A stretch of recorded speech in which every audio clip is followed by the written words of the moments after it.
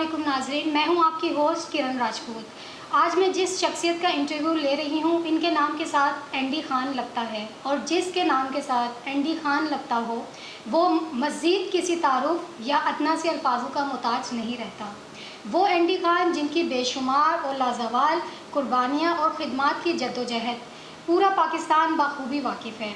Andy Khan को वफ़ादारी की अलामत भी कहा जाता है, जिन्होंने हमेशा अपनी पार्टी और पाकिस्तान के लिए दिली लगाव अपनाते हुए पूरे ख़ानदान को खिदमात की सरे फहरिस्त में ला खड़ा किया है।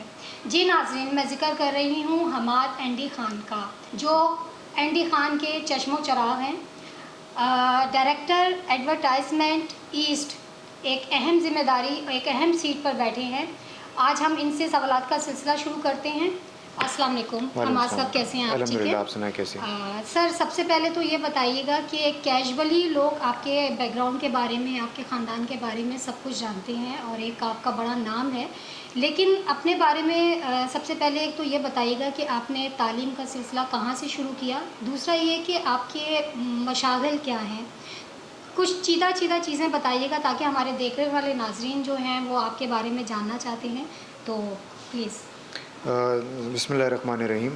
सबसे पहले तो आपके चैनल का शुक्रिया कि आपने मेरा इंटरव्यू के लिए आपने टाइम भी लिया, और ये एक सिलसिला है जो हमेशा कायम रहना चाहिए ताकि पब्लिक तक ये बात पहुँचे कि गवर्नमेंट ऑफिसर्स या गवर्नमेंट के लोग क्या काम कर रहे हैं। तो ये आपकी तवज्जो से होता है। अच्छा, मैंने अपनी तालीम हासिल की है, मैंने अपनी ग्रेजुएशन की है कॉलेज ऑफ बिज़नेस मैनेजमेंट से, और उसमें मैंने ड्यूल बाय मेजर किया था मार्केटिंग एंड एचआर के अंदर, और एचआर एंड एडवर्टाइजमेंट के कनेक्शन वैसे ही हो जाता है, तो वो मेरा एक शौक़ भी था।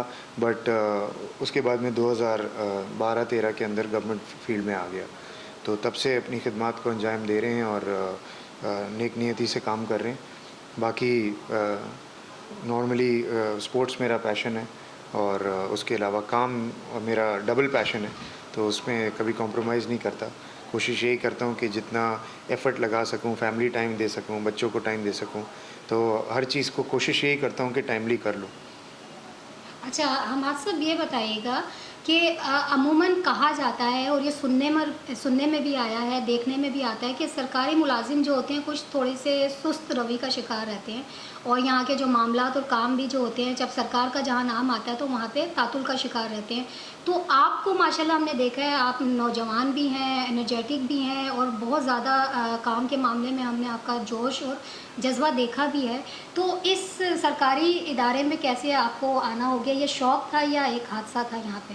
देखिए, एक तो मेरा बैकग्राउंड थोड़ा पॉलिटिकल रहा है शुरू से, जैसे कि आपने अपने स्टार्ट में बताया, तो आवाम की खिदमत और पब्लिक रिलेटेड चीज़ें में मैं वैसी एक नेचुरल मेरा ब्लड में भी रहा है। तो कॉर्पोरेट लाइफ से ज़्यादा मैंने प्रेफर यही किया कि या तो पॉलिटिकल लाइफ हो या गवर्नमेंट लाइफ हो, जो कि आवाम से कनेक्टेड रहे, और उसमें ये है कि मैं अपना कुछ एफ़र्ट डाल सकूं, और जितना लोगों को अपनी अपनी एफ़र्ट से प्रोवाइड कर सकूं कोई भी चीज़ हो। तो इसलिए मैंने ये चूज़ किया था कि गवर्नमेंट लाइफ में आना है।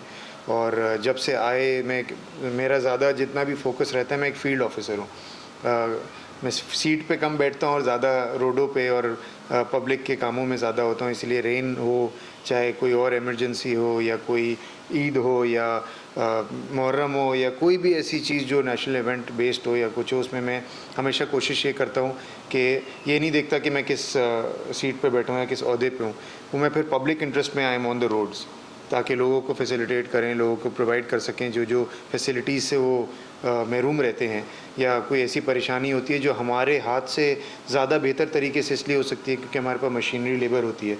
अब आम आदमी तो वो काम नहीं कर सकता, या पानी की निकासी का है, या गार्बेज के लिफ्टिंग का होता है, या और कोई ऐसी चीज़ है, तो वो फिर हम जैसे लोग जब तक आगे नहीं आएंगे तो कौन वो काम करेगा। तो इसलिए मैंने हमेशा प्रेफर यही किया कि गवर्नमेंट लाइफ में आऊँ। ठीक है। अच्छा आपने जिस तरह से अभी खुद ही ज़िक्र किया कि आप माशाल्लाह सीट पे कम ही दिखाई देते हैं, ज़्यादा आप फील्ड में रहते हैं।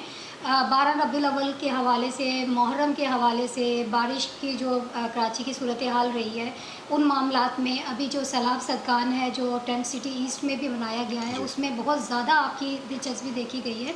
तो माशाल्लाह आप काम तो कर रहे हैं और काम दिख भी रहा है, लेकिन इसके बावजूद भी एक बदनामी की छाप या आवाम की नज़र में या मीडिया की नज़र में सेटिस्फेक्शन पूरी तरह से ना होना कि आप कहीं ना कहीं फेल हैं, कहीं ना कहीं कमज़ोर हैं, तो इसकी क्या वजह, आप क्या समझते हैं? अगर आप सीट की इस तरफ बैठे हैं तो आप सामने वाले जो शिकायत है जिनको या जिनको कोई खामी दिखती है आपके अंदर, तो उनके लिए आप क्या पैगाम देना चाहेंगे या उनको कहना चाहेंगे अपनी सेटिस्फेक्शन के लिए?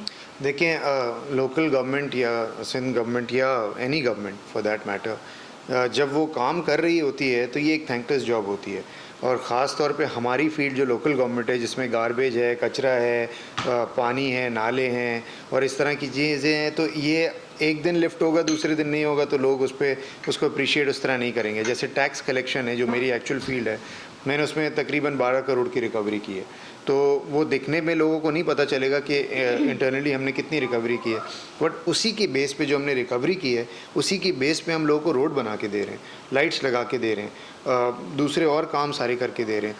तो और हज़रत अली का ख़ुद का कॉल है इसमें कि जब तक आवाज़ नहीं आएगी, जब तक लोग उसको क्रिटिसाइज़ नहीं करेंगे आपको, तो इसका मतलब आप काम नहीं कर रहे हो। जब क्रिटिसिज्म होगा, इसका मतलब आप काम कर रहे हो, तो क्रिटिसिज्म आता है।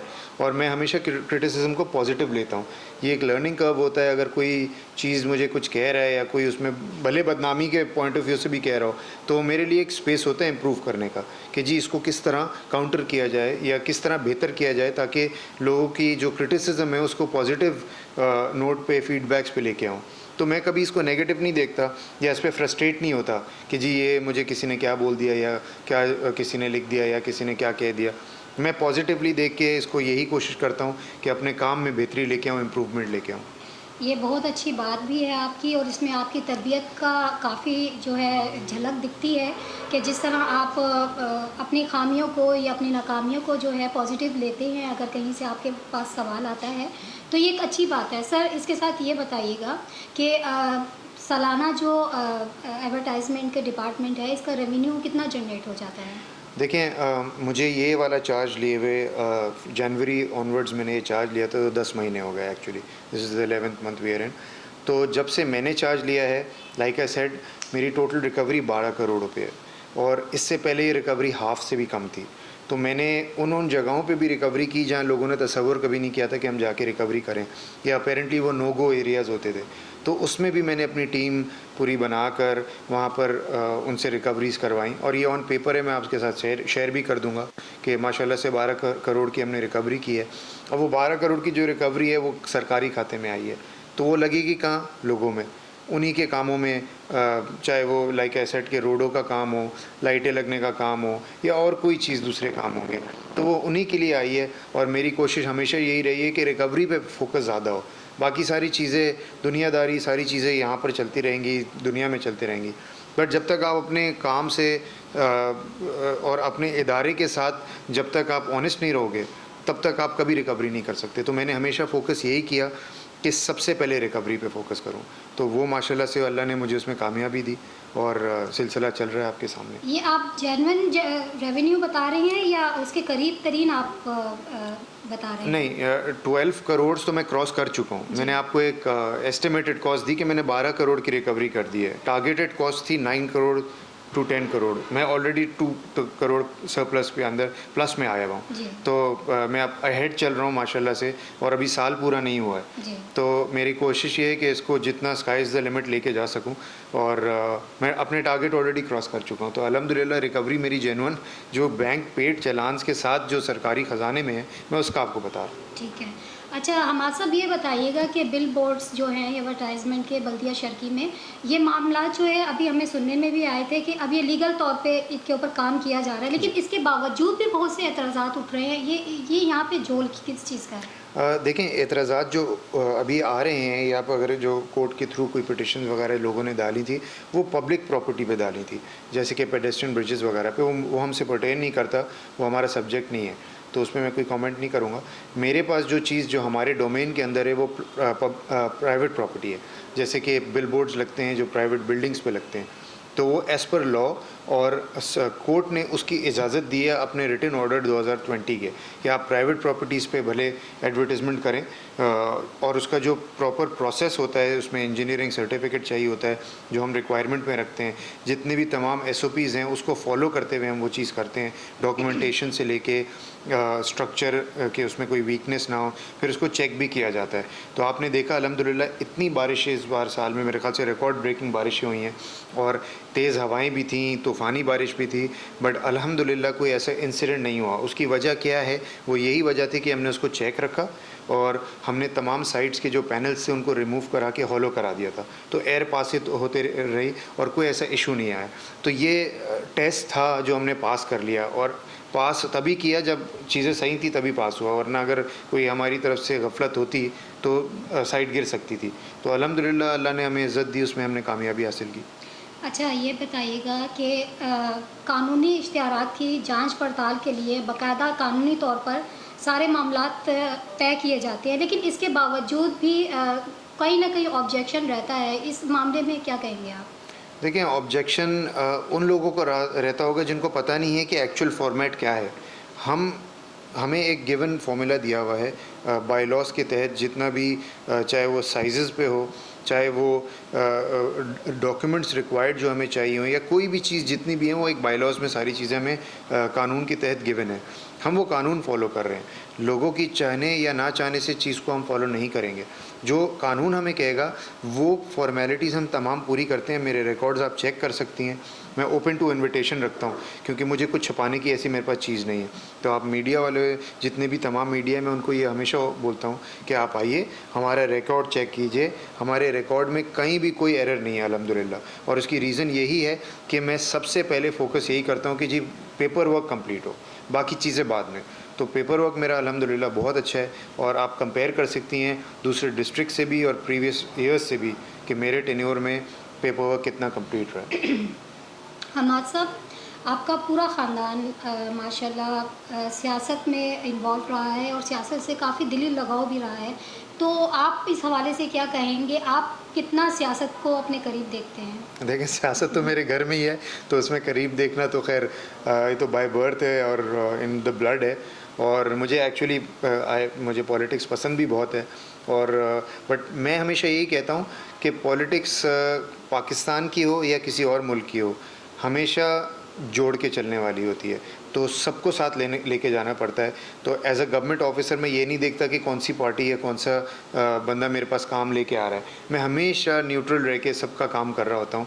ये किसी को मैं अहमियत या फेवरेटिज़म नहीं रखता, इर्रिस्पेक्टिव कि हमारी पॉलिटिक्स क्या है या क्या घर का सिलसिला या मेरे वालिद साहब किस उससे हैं, मैं ये चीज़ नहीं देखता हूँ। मैं हमेशा सबको एक ही ट्रीट करके काम करता हूँ, क्योंकि बीइंग अ गवर्नमेंट ऑफिसर ये मेरा फ़र्ज़ भी है और मेरी जॉब का हिस्सा डिस्क्रिप्शन में भी है कि हमें बिल्कुल न्यूट्रल रह के काम करना है और सबका काम करना है। तो मैं कभी भी ये चीज़ नहीं देखूंगा कि कौन मेरा फेवरेट है कौन नहीं है। वो चीज़ें अपनी पर्सनल हैं, वो घर पे हैं, वो सबको अपना वोटिंग राइट होता है एक as a citizen, but as a government officer मेरा काम ये है कि मैं सबको फैसिलिटेट करूँ। बहैसियत डायरेक्टर एडवर्टाइजमेंट ईस्ट, आप अपने डिपार्टमेंट में किन खामियों को सुधारने की कोशिश करना चाहते हैं, या क्या चाहते हैं कि ऐसे कौन से इक़दामात या काम होने चाहिए जो बेहतरी की राह बने? देखिए, फील्ड वर्क इस फील्ड के जो मेरा डिपार्टमेंट है इसमें फील्ड वर्क बहुत इंपॉर्टेंट रोल प्ले करता है, जिसमें टीम बहुत स्ट्रांग होना चाहिए। अब प्रॉब्लम कुछ थोड़ी सी मशीनरीज़ की आती है, इक्विपमेंट्स की आती है, लेबर वर्क की आती है। इतना बड़ा डिस्ट्रिक्ट है और लोग हमारे पास कम हैं, मशीनरी कम है, तो ऑब्वियसली उसको फिर हम एक ऑल्टरनेट करके उसमें मेकशिफ्ट काम कर रहे होते हैं कि जी कभी कोई गाड़ी हायर कर ली, कोई सुजुकी हायर कर ली, कोई ट्रक ले लिया, ताकि रिमूवल के लिए कर सकें। फिर कटर्स की ज़रूरत होती है, ये सब चीज़ें हमें परचेज़ करनी पड़ती हैं, कभी रेंट आउट करनी पड़ती हैं। तो वो थोड़ी बहुत कमी पेशियाँ होती हैं, मगर कोशिश यही होती है कि जी इसमें इम्प्रूवमेंट लाएँ, और इम्प्रूवमेंट तभी आती है जब आपकी टीम वर्क स्ट्रॉन्ग हो। तो मेरा फ़ोकस यही रहा है इस 6, 7, 8, 9 महीने के अंदर, मेरा फ़ोकस यही रहा है कि मैं अपना टीम वर्क स्ट्रॉन्ग करूँ और ऐसे ऐसे लोग फील्ड्स में उतारूँ जो रिकवरी पे फोकस कर सकें, बनिस्बत इसके पे कि भाई वो कहीं जाते हैं तो आपको पता है, चाहे वो किसी कंपनी में हो, किसी शॉप में हो, वो गवर्नमेंट ऑफिसर्स को देखते ही वो कहते हैं जी वो टैक्स नहीं देते हैं। आपको पता है बड़ा मुश्किल है टैक्स कलेक्शन करना।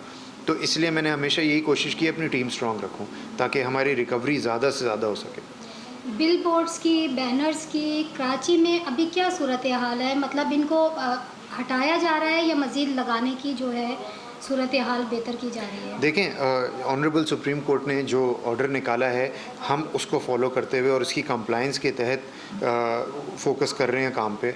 मैं कभी भी पब्लिक प्रॉपर्टी की चीज़ पे एज कोर्ट ने अगर उस पर कोई ऑब्जेक्शन लगाया है तो मैं उस पर काम नहीं कर रहा हूँ। मेरा फोकस यही है जो कोर्ट ने और गवर्नमेंट के बायलॉज ने नोटिफाइड जो हैं उसमें जो काम हमें दिया गया है, जिसके अंदर साइट्स हैं जो प्राइवेट प्रॉपर्टी पे हैं, तो अगर उसका पेपर वर्क, उसका डॉक्यूमेंटेशन पूरा है तो मैं अलाउ कर देता हूँ। इसी तरह अगर कोई मूविंग पब्लिसिटी की अपनी वैन लेके आता है जो कि सरकारी नहीं है, प्राइवेट है, और अगर उसको एडवर्टाइज़ करना चाहता हूँ तो सरकार ने उसकी इजाज़त दी है, उसको हम अलाउ कर देते हैं। सिमिलरली शॉप बोर्ड से जो रिकवरी है वो भी प्राइवेट प्रॉपर्टी है, तो उससे हम कर रहे होते हैं। तो बाकी जितनी भी चीज़ें जो आजकल इशू बना हुआ है उस पे मेरा फोकस रहा ही नहीं है, और इसीलिए नहीं रहा कि वो मेरा डोमेन ही नहीं है। पहली चीज़ तो जो है हम उसमें काम कर रहे हैं अपने डोमेन के हद तक। सी डायरेक्टर एडवर्टाइजमेंट, आप अपने डिपार्टमेंट में करप्शन का कितना रेशो देखते हैं, या इसके ऊपर आपने कोई स्टार्ट में काम किया है? देखें, करप्शन के लिए तो इदारे होते हैं, और अगर कोई ऐसी चीज़ अल्लाह ना करे होती तो इदारे अब तक हमारे बहुत एक्टिव हैं, और 10 लेटर तो आ चुके होते। तो अल्हम्दुलिल्लाह मैंने कोशिश यही की है कि रिकवरी की है, तो रिकवरी की है तो करप्शन इसका मतलब नहीं है ना। अगर प्रीवियस ईयर्स में 2 या 4-5 करोड़ की रिकवरी थी और मैंने उसको बढ़ा के 12 करोड़ कर दी है, तो इसका यही मतलब है कि काम हुआ है, और काम जब होता है तो वो नंबर्स बताते हैं। और अल्हम्दुलिल्लाह मेरी अल्लाह का बहुत एहसान है कि कोई कंप्लेन नहीं आई है, या ऐसा होता तो आप लोग ही सबसे पहले हाईलाइट कर रहे होते ये चीज़। तो अल्लाह का शुक्र है, अल्लाह ने मुझे इज़्ज़त दी है, और जो मेरे घर की तरबियत है मैं उसी को फॉलो करते आ रहा हूँ। हाँ, ये बहुत होता है, मैंने देखा है कि कोई एडवर्टाइजमेंट डिपार्टमेंट या 2-4 ऐसे डिपार्टमेंट है, लोग समझते हैं ओ जी ये बहुत पैसे वाले डिपार्टमेंट है तो यहाँ करप्शन हो रही होगी। मेरा मकसद ये होता है कि भाई रिकवरी करो, जितनी रिकवरी हम कर सकते हैं वो हम लोगों पे लगा सकते हैं। तो इसको हमेशा उस नज़र से, पॉजिटिव नज़र से देखना चाहिए कि जी हम अपने इस डिपार्टमेंट में इतनी रिकवरी करके दे दें कि वो सरकार को बेनिफिट होगा तो लोगों को बेनिफिट होगा ऑटोमेटिकली, और वो मेरे नंबर्स आर स्पीकिंग इटसेल्फ कि मैंने कितना काम किया है। तो अल्हम्दुलिल्लाह अल्लाह ने इज़्ज़त दी है इसमें। बहैसियत डायरेक्टर एडवर्टाइजमेंट, आप पब्लिक को भी और अपने डिपार्टमेंट को भी क्या मैसेज देना चाहते हैं? देखें, सबसे पहले तो डिपार्टमेंट को अगर यही हो तो रिकवरी फ़र्स्ट, एंड नेक नियति से हमें काम करना है, और पब्लिक को as director advertisement and also as a government officer मैं यही फोकस, और मेरा लोगों को हमेशा पैगाम यही होता है कि देखें, टैक्स पे करें। टैक्स पे करेंगे तो आप लीगल भी रहेंगे और सरकार को उससे बेनिफिट होगा। जो ये मेन सोर्स ऑफ रेवेन्यू है गवर्नमेंट की, अगर आप गवर्नमेंट को रेवेन्यू देंगे तो उसी के एवज़ हम आपको चीज़ें प्रोवाइड कर सकते हैं। हम एक पाकिस्तान, बहुत ज़्यादा पोटेंशियल है हमारी कंट्री के अंदर, अगर हम अपने टैक्सेस टाइम पर दें और अपने टैक्सेस एज़ इट इज़ दें, ये अंडर पे करके ना दें, या लोगों के साथ कोई ऐसी चीज़ ना करें जी कि लोगों को फ्रस्ट्रेट करें पेमेंट्स के अंदर। आप अपने टैक्सेस देंगे तो उससे हमारा रेवेन्यू जनरेट होगा, हमारा रेवेन्यू जनरेट होगा तो हमारी मुल्क तरक्की करेगा। तो मेरा हमेशा पैगाम एज अ गवर्नमेंट ऑफिसर यही रहेगी कि जी आप लोग सब अपने अपने टैक्सेस को पे करें। Thank you. यूँ तो एनडी खान एक बहुत बड़ा नाम है, आपको क्या लगता है कि बहैसियत सरकारी मुलाजिम के एक नाम के साथ एक बड़ी शनाख्त होती है, बड़ी एक तारुफ होता है, आपको कभी ऐसा लगा है कि एनडी खान अगर आपके साथ ना होता तो भी आप एक मकाम हासिल कर सकते थे, या इसकी अपॉर्चुनिटी एनडी खान की आपको ज़्यादा है? देखें, मैं I am very proud to be a son of a person जिसने इस मुल्क की खिदमत की है, और उस टाइम से की है जब ये मुल्क मेक और ब्रेक की सिचुएशन में था। तो उन्होंने अपनी जान और को हथेली में रखकर अपना खून पसीना दे के इस मुल्क के लिए मेहनत की है, और मैं इस चीज़ पे बड़ा फ़ख्र करता हूँ। तो ये चीज़ तो मैं एलिमेंट अपने आप से कभी जुदा कर ही नहीं सकता। मेरा फ़र्ज़ एज़ अ बेटा यही है कि मैं उनका थोड़ा बहुत ये कर्ज़ पूरा कर सकूँ, और वो तभी पूरा हो सकता है कि मुझे अल्लाह ने ये opportunity as a government officer दी है कि मैं लोगों की खिदमत करूँ, लोगों का काम करूँ, और सरकारी जितने भी नॉर्म्स हैं उसको फॉलो ऑनेस्टली करूँगा, तो ऑटोमेटिकली मेरे वालिद को उसका एक एक रिवॉर्ड मिलेगा उसका। तो मैं इस चीज़ को निकाल नहीं सकता अपने सिस्टम से, ऑब्वियसली मेरा नाम है, पर मैंने अल्हम्दुलिल्लाह कोशिश यही की है कि अपने हार्ड वर्क, अपनी एफ़र्ट से काम करूँ।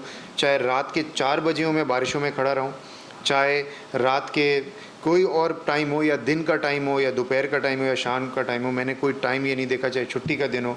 आपने सैलाब में भी मुझे देखा कि मैंने कोई ये टाइम नहीं देखा कि कहाँ मैंने खिदमत की। मैंने लोगों को ज़्यादा से ज़्यादा चीज़ें प्रोवाइड करने की कोशिश की, जहाँ जहाँ जाना पड़ा वहाँ गए, और इसी तरह कोई और इवेंट होता है तो मैं हमेशा खड़ा रहता हूँ। तो यही मेरा एक फ़र्ज़ है, एक बेटे के तौर पे भी और एक सरकारी ऑफ़िसर के तौर पे भी, कि अपने एफ़र्ट से जितना काम कर सकूँ, मेरा नाम रोशन हो, अल्लाह मेरा नाम रोशन करे, मेरे वालिद का नाम ऑटोमेटिकली इसमें रोशन होता है। तो मुझे इस चीज़ में कोई वो नहीं है कि thank you so much Hamad, thank you. आपने हमें हमारे सवालात का तफसीली जवाब दिया। जी नाज़रीन, तो आपने डायरेक्टर एडवर्टाइजमेंट ईस्ट हमाद एंडी खान का आपने जवाब भी सुने, और जो भी हमने सवालात किए थे उसका तसल्ली बख्श इन्होंने जवाब भी दिया। इनकी पर्सनल लाइफ के हवाले से भी हमने बात की है, इनके काम के हवाले से भी बात की है। ये फील्ड में भी बहुत ज़्यादा रहते हैं, बहुत ज़्यादा एक्टिव हैं, माशाल्लाह बहुत ज़्यादा मेहनती इंसान हैं। तो इंशाल्लाह आपको यकीनन हमारे जो इंटरव्यू है पसंद आया होगा। Thank you so much.